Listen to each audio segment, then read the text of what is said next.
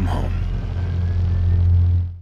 Fallout 76 just got one of its biggest updates since launch today on PC, coming in at approximately 500 megabytes on PC and 4 gigabytes on console, but featuring more than 150 fixes. It will be coming to consoles next week, which is similar to what they did with the December 11th patch, placing it on PC first, which gives them time to make further adjustments as needed before releasing the patch on consoles. This update is vital for Fallout 76 as it addresses many high-level bugs and exploits that have been ruining the game for those trying to still enjoy it. So if you want to know how the future of Fallout 76 is going to look, this is the video you need to watch. On top of this update, you should also know that BGS plans on releasing another patch before the end of January that will continue to add fixes for issues being voiced by the community, including the number of plans vendors have available, fixing a few legendary mods, and continuing to address issues with some perks. However, the patch notes are very large, so let's jump right into it. For general, the power armor light has been made brighter,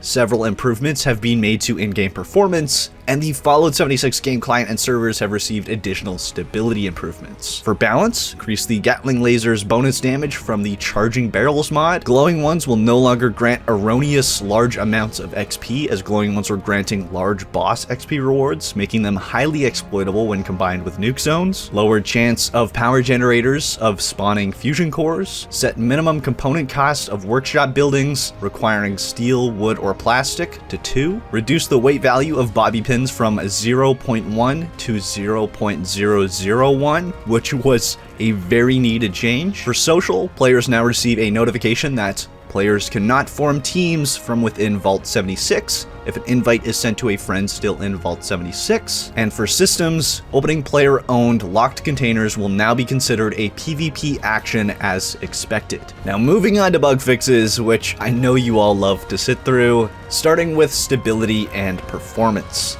Blowing up the mainframe core stations will no longer cause a performance drop on Xbox One, fix an infinite load screen that could occur when attempting to join a server on PC, fixed a crash that could occur when opening the Pip-Boy, improved client performance when viewing a nuke explode, fixed an issue where reading a note would cause the background to freeze, and increased performance in areas with a lot of scorched statues. For general bug fixes, fix an issue where items could be duplicated. This is in reference to the duplication exploits. Resetting controls on PC to default no longer causes most active prompts to become unusable. Fix an issue when controls in the settings menu on PC aren't updated when connecting/disconnecting a gamepad controller. Fix an issue that allowed armor mods to reduce carry weight past intended values, which is in reference to the carry weight exploit. Rads will no longer completely be removed when dying repeatedly. Addressed an issue where players could load into geometry after fast travel, and fix an issue where bashing an enemy with the railway rifle or crossbow would add the projectile to the enemy's inventory. For art and graphics,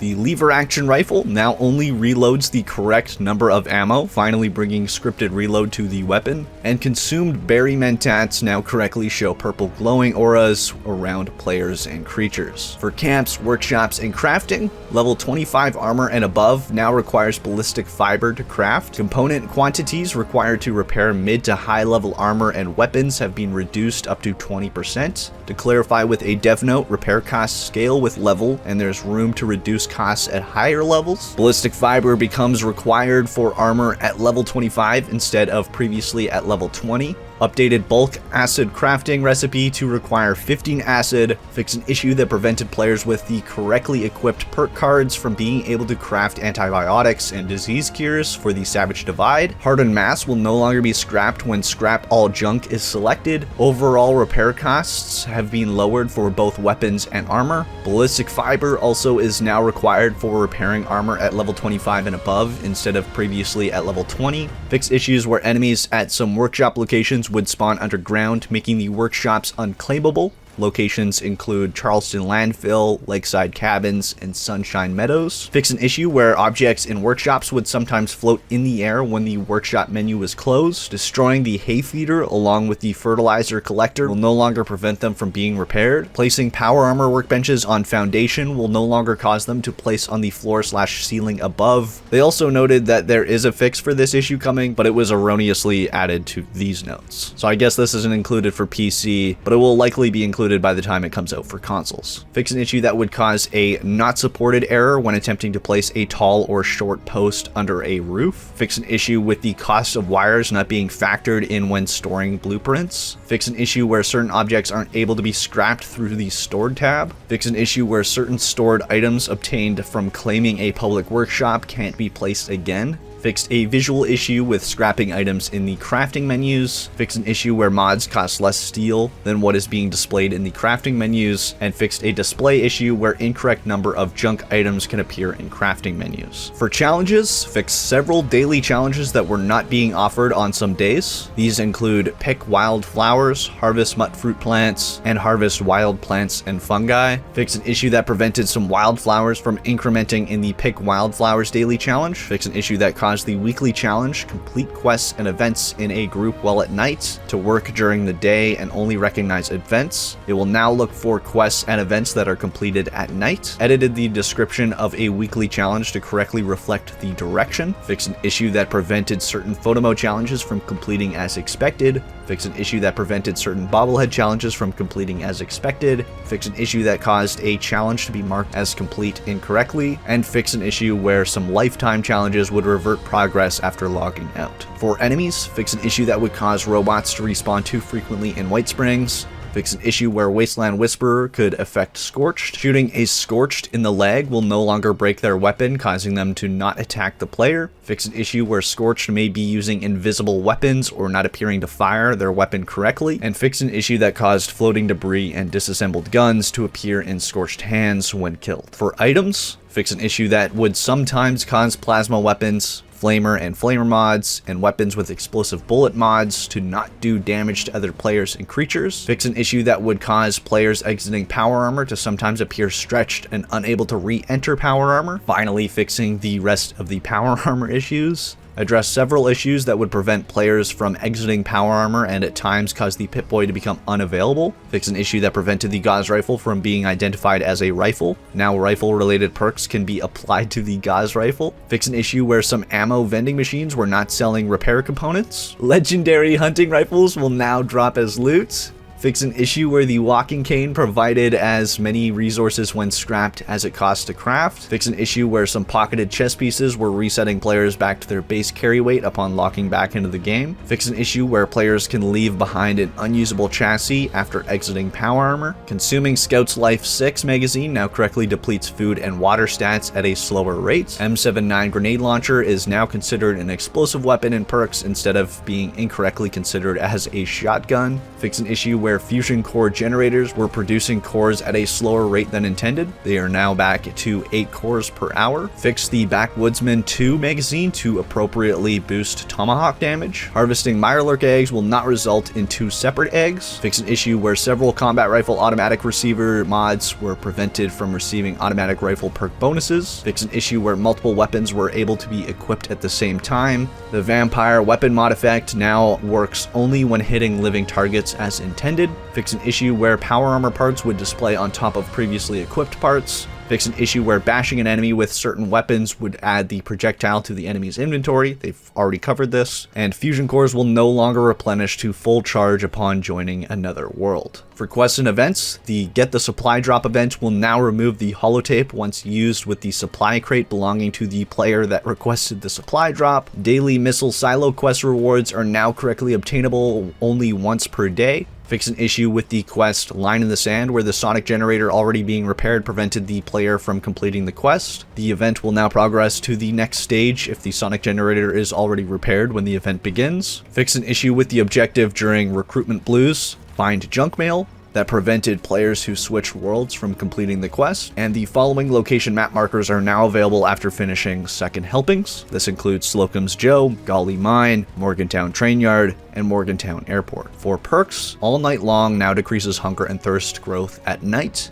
Fix an issue where Overdrive was not increasing critical chance percentage properly. Quack Surgeon no longer allows for reviving hostile players. Strange Numbers effects now scale properly with multiple teammates, with and without mutations. Fix an error where each rank of Refractor is doubling energy resistance instead of adding plus 20 as indicated on the perk card description. Fireproof now reduces explosion and flame attack damage by 15% per rank. Happy Camper now functions correctly whether the player is inside or outside of their camp when the perk conditions are refreshed. Fix an issue that allowed for the Butcher's Bounty perk to trigger again on an already searched creature. The Homebody perk now works as intended when at a claimed public workshop, and Party Boy/Girl now affects active alcohol effects on the player. For PvP, teamed players can no longer unfairly block an attacking player when the player attempts to overtake a workshop. Your teammate will enter PvP with the attacking player, and turrets at workshops will now attack players the workshop owner is engaged in PvP with. For social, blocking a player now also mutes their proximity chats. Fix an issue where players could view another player's inventory before they can respond to a trade invite, one of the things that will prevent the pickpocket exploits, as well as we no longer let trades occur before the requested player has consented to the trade, finally fixing the pickpocket exploit. Fix an issue where the stash transfer menu would appear empty after previously trading with another player. Stim packs with a price value set to 0 will no longer prompt use in the trade menu instead of accept, and change the caps limit for player-to-player trades from 5,000 to 25,000. For sound, fix an issue where voice chat would not always function properly upon exiting the Atomic Shop. Fix an issue where some Atomic Shop content was missing sound effects, and Waving Santa sound effect will now only play when in the on state. And lastly, for user interface, players no longer will receive a pop-up for the Atomic Shop when respawning for the first time. Perk pack opening screen now extends to the edge on 21:9 monitors for PC. Players in the Atomic Shop, when the Atomic Shop is taken offline, will now be notified and taken back to the main menu. Fix an issue with scoped weapons zooming incorrectly when the default field of view setting has been changed on PC. And lastly, fix an issue where the PvP prompt would appear repeatedly while the same players engaged in combat with each other. And that is everything included in this update. Updates like this are vital for making Fallout 76 a polished and playable game. The game still has a long way to go in terms of bug fixes, stability improvements, performance improvements, and content updates, but patches of this scale are a huge step to turning this game into something much more enjoyable for everyone. I have to give props to Bethesda Game Studios on continuing to update this game, even with all the controversial things going on right now. Them doing these updates doesn't make me forgive Bethesda Softworks for the terrible merchandise scams with the Power Armor Edition and the Nuka Dark Rum. However, Bethesda Game Studios doesn't have a part in that. They're the developers, and they as developers are showing that they care about the future of this game by getting it into a more playable and enjoyable state. I truly hope the future of Fallout 76 is bright and that it eventually turns into a great game. But that's it for this video. If you enjoyed, please smack that like button down below, subscribe to join the good fight if you haven't already, and ring the bell icon to stay updated on all of my future videos. It would be super greatly appreciated as always. And until next time, this is Epoxy signing off.